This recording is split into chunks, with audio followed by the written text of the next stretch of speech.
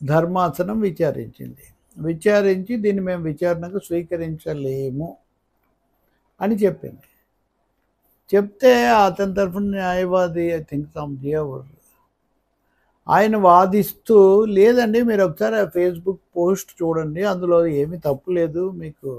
లేదు మేము చూసామని జస్టిస్ సూర్యకాంత్ అన్నారు.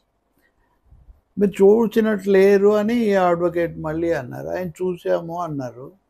ఇట్లా ఒక్కసారి, 2 సార్లు అడిగేసరికి మీరు పదే పదే న్యాయస్థానానికి, ధర్మాసనానికి అభ్యంతరం తెలుపుతున్నారు. మీరు ఇలాగే మాట్లాడితే మేము వ్యాఖ్యలు, కామెంట్స్ చేయాల్సొస్తుంది. దానివల్ల అని జస్టిస్ సూర్యకాంత్ హెచ్చరించారు.